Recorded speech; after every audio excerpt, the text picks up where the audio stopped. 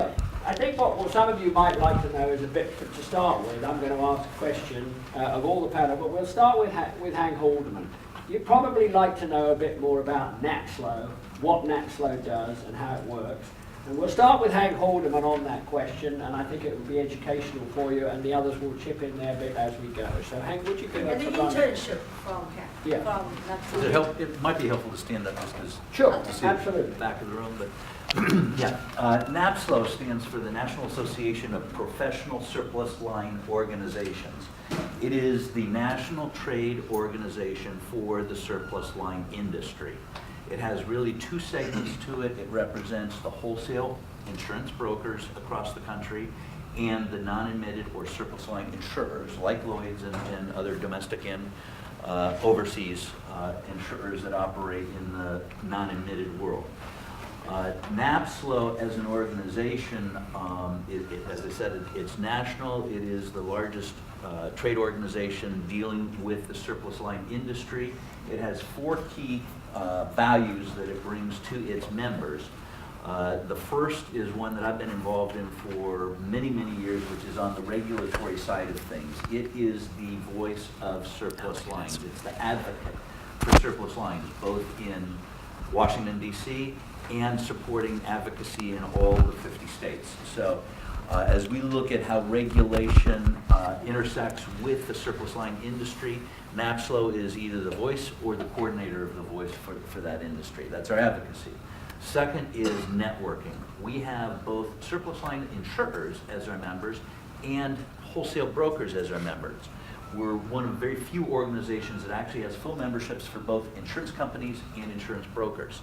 And networking between the brokers who generate the business and the underwriters that write that business is a critical part of what we do. The biggest part of our networking is that once a year we have an annual conference where people involved in the surplus line business from around the world come together and discuss, update, negotiate, all those kinds of things. We had 4,000 people in Atlanta 2 weeks ago.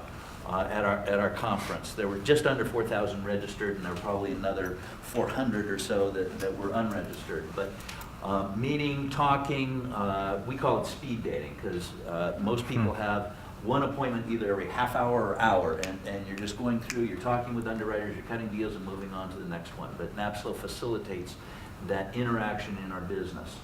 Our third area is it's you guys. It's education, career awareness, our internship program. It is explaining career paths within the surplus line industry and then providing courses that support those career paths from the entry level of basics of surplus line, introduction to surplus lines, all the way to very senior leadership courses. And it deals with the business end of it. We don't really deal with the nuts and bolts of insurance. We don't deal with coverages and those kinds of things in our education, but rather what it is to pursue a career and gain the skills that can move you along that career in the insurance business.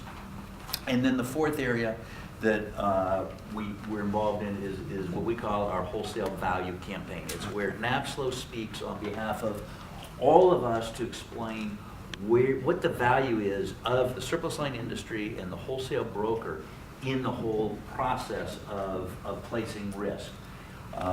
We are the part of the business where it's very close to what Hank had up there, but we say NAPSLO is where complex risks meets innovative solutions. And getting people to understand, promoting the fact that we're the place, we're the part of the industry where you can come with that tough thing, that different thing that maybe you don't think is insurable outside of the financial risk you're talking about. But you find it in surplus lines. And so it is, what we do is help on behalf of our entire industry promote that fact both to the potential buyers and also to the retail insurance community, insurance agents and brokers that are out around the country. So that's what NAPSLO does. Thank you. I've got plenty of questions here. Does anybody have a particular question at this point they'd like to ask the panel? If not, I'll carry on. Okay, think about it because we'll come up with some. Anybody want an internship? Yeah, you better. Very well paid internship. Yes, very well paid. I'm going to ask Tim and Sarah, both of whom are surplus line brokers, the cover holder, in positions of cover holders, etc. They understand the business well, as does the rest of the panel. But let's ask them on a day-to-day basis what their issues are, how they got in the business, and what they would want from you if you were to intern with them, and also what they would expect from you going forward if you would intern them and take over and come on board with them. So let's start with Sarah on that, see what she would answer to that question. Well, I began as in the business as a retailer, and then I was doing that for about 4 years. And then I met Jim Bryson, who was looking in the Philadelphia area. He had a boutique wholesale firm, and he was looking for somebody that could do surplus lines or would do surplus lines. Interesting enough, at that particular point in time, I really did not know anything about surplus lines. I was a neophyte. I've heard the name and whatever, but he was fine with that. I mean, I told him, I said, I don't know. I really am, you're going to have to bring me up to speed. And I am curious and I'm eager to do it. So he did. He took the time to basically bring me on board and mentored me through this. So now I've been in the business for 30 plus years in the surplus lines arena. And I've moved from Philadelphia and opened the office of Bryson Associates out here in 1989. I moved my career out here, started from scratch again, and now I manage the California operations of Partner Specialty, 3 offices basically in California. I'm okay with bringing somebody on board that does not know anything about it because they have no bad habits. You know, that's how I look at it. They have no baggage that they're bringing to the forum. So they're learning, they will learn the right way. And basically in the mentoring of somebody, and we have one person that has been out of school for a little over a year. She came on board last October after she traveled after graduating, and we're bringing her through the ranks. She did not know insurance. She had an aunt that actually years ago worked at Sullivan in the healthcare division. So she knew the lingo, she heard about it, and her aunt was basically pushing her along the way that why don't you try insurance? So she came on board within 2-3 weeks. She got her license, her agent's license, her surplus lines license. Now she's going for another designation of ASLI in our industry. And she's like a sponge. She is absolutely like a sponge. She's eager. She likes the challenge that our business and the E&S side does give it's not dull. It is not mundane. You never know what your next call is going to be.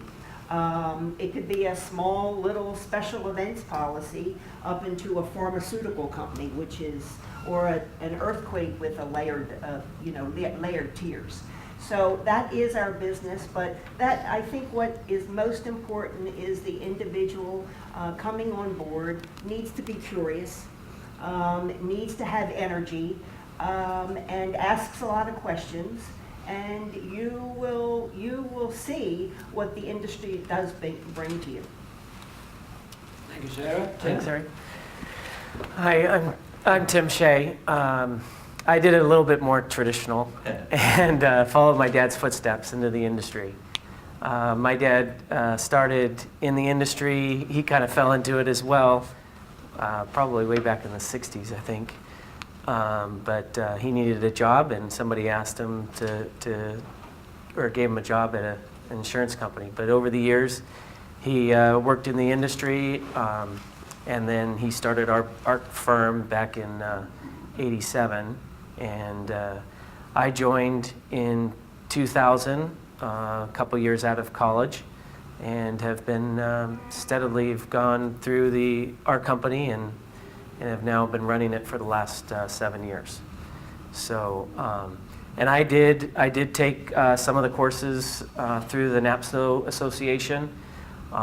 Really helped me quite a bit to understand what surplus lines is all about, and also it helped me network. And I was mentioning to this table, I went to one of those schools and met someone there, and that's how I was able to get an account out of a famous celebrity out of the Austin, Texas area. So that's kind of the gist from there. But I didn't go through the NAPSLO internship program.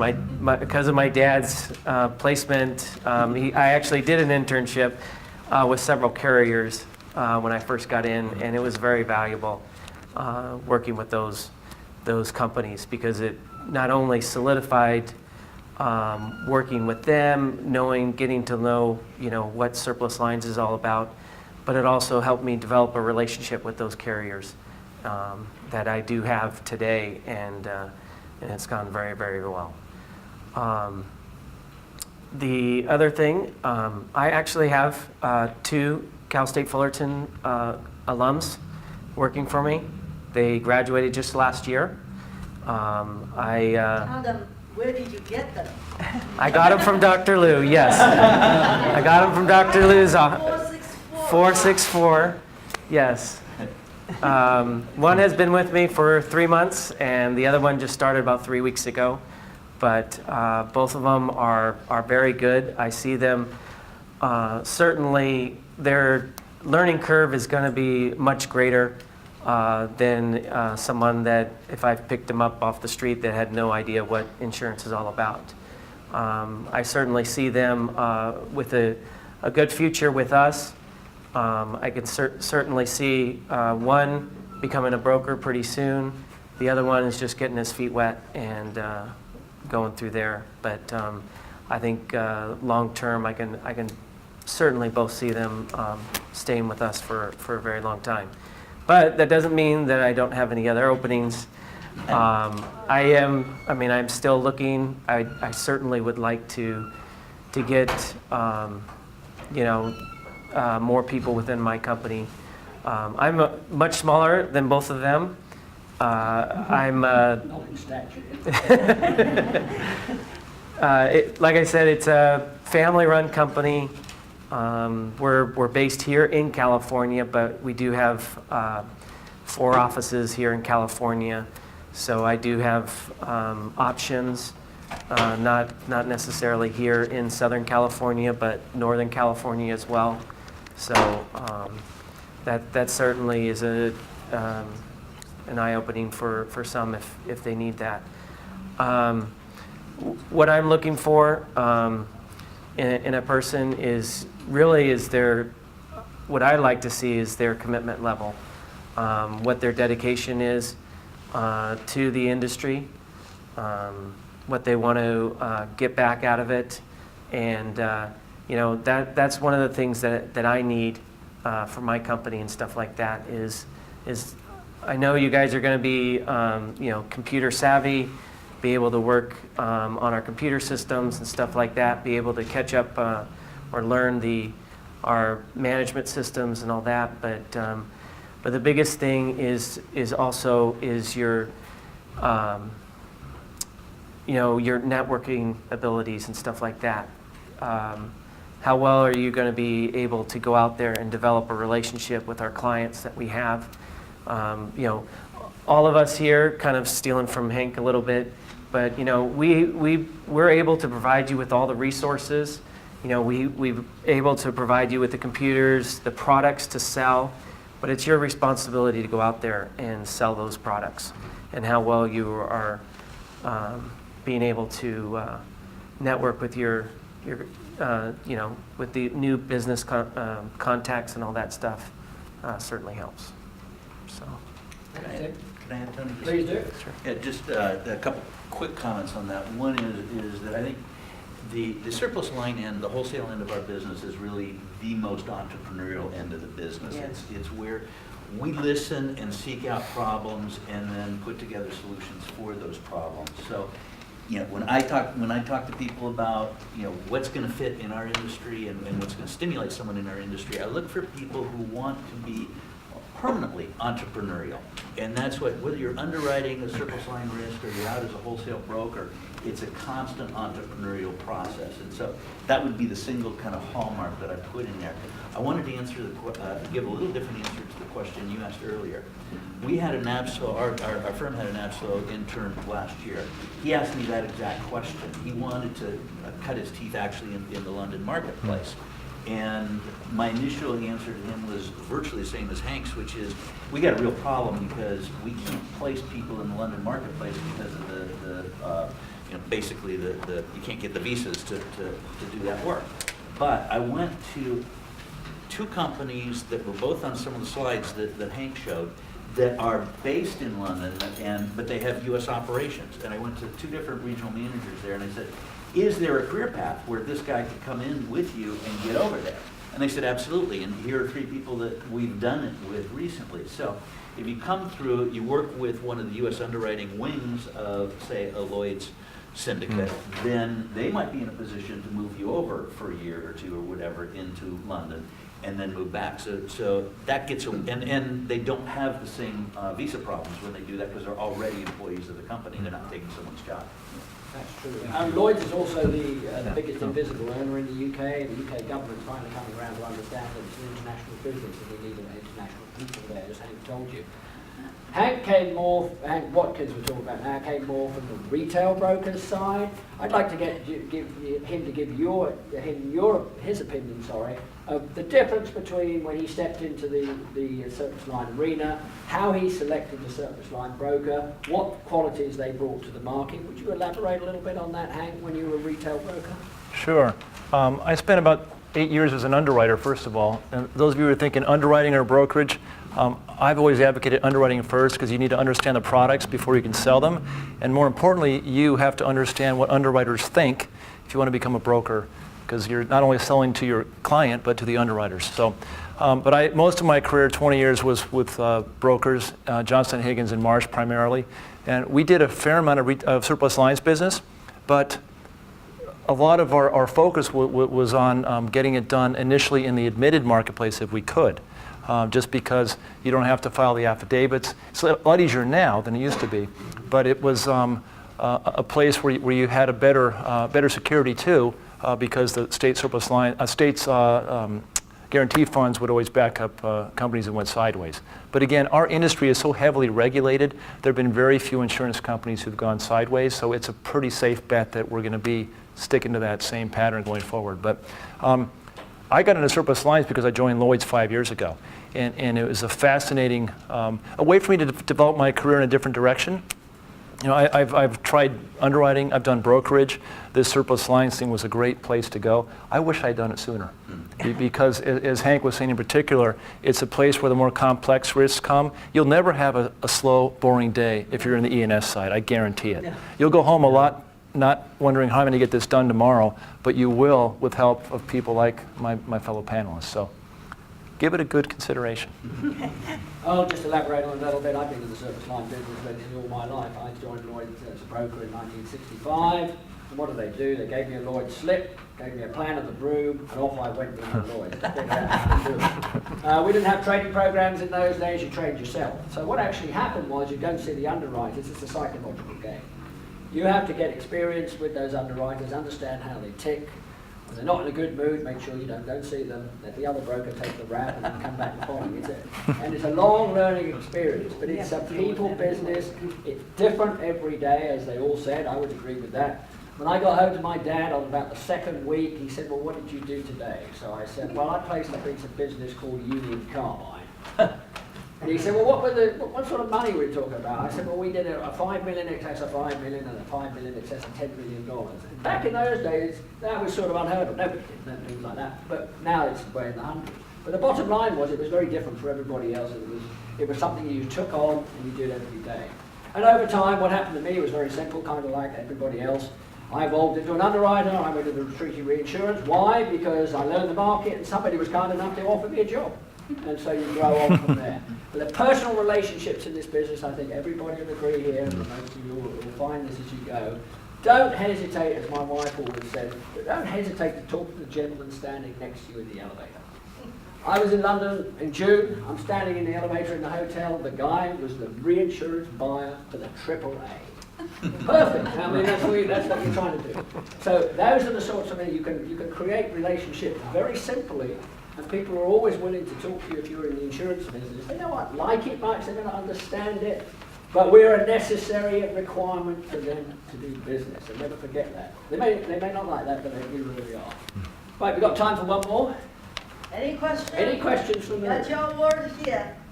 Free t-shirt and free earbuds. Woohoo. For whoever asked a question. I have a question. Okay, please do. It makes difference. What quality or what is something that we don't learn in school that's essential to your line of business?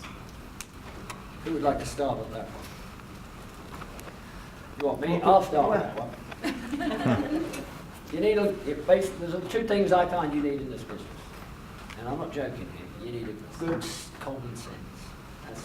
That you learn as you go. That's something that'll come out of you. And you need to understand that this is a fun business to be in. And I stress fun. It is, because it's something different every day. And it opens doors to pieces of business and risks that you're very likely to have ever exposed to before. And as Hank Watkins was saying, we're looking at what's going to happen down the road for nanotechnology and everything else. Those are the things that you guys are going to see. I'll be long retired by then, but those are the things that are coming out, what's going to happen in the Arctic, all those sorts of things. So use your imagination all the time. What can I do differently somebody else is doing? Carry on, guys. Yeah, no, I totally agree with that. What we do, you need the foundation of your book and your education, but what we do on a day-to-day basis is not in a book. It's basically you have to listen to what's being asked of you, and it's a very creative business. And if you were a broker, you want to take that issue or that problem and try to resolve it to the underwriter, and you work together to try to do that.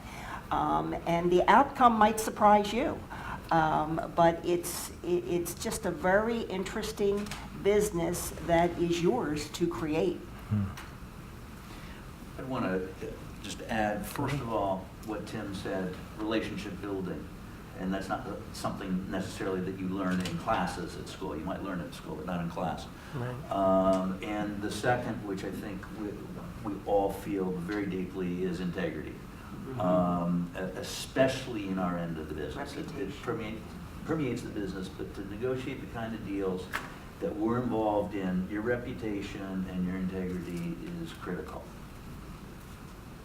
Right, it is building that trust that you have with your client that you're dealing with, either if it's the insured, the retail broker, the wholesale broker, or the underwriter at the insurance carrier.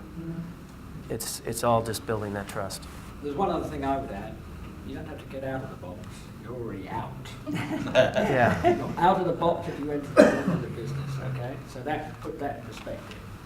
Two quick things. Don't be afraid to make a mistake. Just don't make the same one twice. And don't be afraid to reinvent yourself, because over your career, everything's not going to go the way you expected it to when you're sitting here. And don't be afraid to fail. Get out there, reinvent yourself if you have to. Just hopefully it's in this industry. Ask questions too. Yeah, I was gonna say, ask a lot of questions. Don't feel like you should know the answer. No, ask the question if you don't know, and don't give an answer which you're bluffing through. That's probably the worst thing to do. Yeah. There's 5 of us sitting and standing up here. We'll tell you we don't know the answer. We'll find out. Yeah. Don't always go along that track. Anybody else got a question? How much longer we got? Yes, go ahead, sir. I heard you say for your internship program, you prefer somebody, or it's okay to have somebody who doesn't have any past experience. Like right now, I'm actually working for a personal line. So would I be more at a disadvantage because you would prefer somebody who doesn't have any past experience, like any type of insurance? You're asking me? No, I basically, I think if you have the drive, you want to learn, you're going to learn. you're going to probably leave personal lines as far as my firm goes and basically go on to the commercial side. But if you have that desire, that energy, and you want to go further, you will do that. It's up to you, because it will be given to you to do. We can set you up like that, but you have to want it. You have to want to do that. And you don't have to have the the degree to you can be a finance major. You could be something. You don't have. I got that given to me earlier this morning that I have to have an insurance degree. No, you don't. Thank you. If we do, I haven't taken one. Yes, yes. Hi, I was just wondering what other type of job opportunities is available other than underwriting and broker, because I'm a math major and I'm kind of looking into actuary too. Wondering if there's... Yeah, we do use a lot of actuaries. Absolutely. That's one of the things, a big segment of our business we haven't really talked about is what we call program managers. And they distribute on behalf of people like Lloyd's. It's not terribly different from the cover holder that Hank was talking about, but you actually have greater, the firm has greater control over the business. They might specialize in a particular industry, and they'll have an exclusive contract with an insurer to write the business for that industry. An example is we have a company that writes management liability exclusively all around the country for homeowners associations and condo associations. They write the management liability for those, and they're the largest writer of that business in the country. If you're doing that, you take on a lot of the responsibilities of an insurance company, but you're also negotiating with that insurance company that you're working with. We need internal actuarial work for that organization. We need internal number crunching. We need to be in a position that where we negotiate with the insurer on that business. We understand exactly what they're looking at and the drivers for that. So when you're looking at a whole block of business, which is what we do when we negotiate with insurers for that business, we have to know the numbers. We have to know the math. We have to understand the process. We don't necessarily have licensed actuaries or whatever, certified actuaries on staff, but we have people with very substantial math skills, background, and that are able to negotiate with them and discuss the actuarial work with them. And all property and casualty insurers and reinsurers have a lot of actuaries. Absolutely. It's not just a life. If you want my personal opinion, you have more fun in the P&C business than actuaries. Anybody else? Yeah, go ahead. Yeah, I have a question if you are offering internships for international students. So I'm a student from Germany, and I would be interested in doing an internship abroad next year. So are you offering those programs also for international? From Lloyd's perspective, or from the managed agents at Lloyd's? Yeah. Well, Lloyd's runs an intern program, and the managing agents do too. And I'm assuming that you have an EU passport. Yeah. Right, you need to contact either Hank or I, and we will help you out with that. The answer to your question is yes. And for you to do it with an EU passport is not a problem. Yeah. The only issue you would have is obviously your living expenses and things like that. But the bottom line is it's easy for you to do. I met a couple of people from the UK yesterday who were born there, and somebody from France. Yeah, it's easy for that. It's much more difficult when you're coming from somebody outside the EU to do that. Yeah. Any other comments on that? I was going to mention that there is, if you're wanting to be in the U.S. and stuff like that, there's other internships that are available. There's, either on the wholesale broker side, there's bigger brokers that do offer internship programs. There's the insurance carriers as well. They have their own specialized, similar to what Lloyd's does. And also with our trade association with NAPSLO has an internship program for people it's pretty much the same thing. It's got an internship program that it's a summer deal where it's more of an overview of both the wholesale broker and the insurance companies within the United States. And there is a little bit of competition with it because you then get, if the top intern gets picked to go to Lloyd's for their internship program. So, And it's paid. and it's all paid. Why did we Yes. out of time? All right, first of all, I'd like to thank all the panelists and all of you for attending this.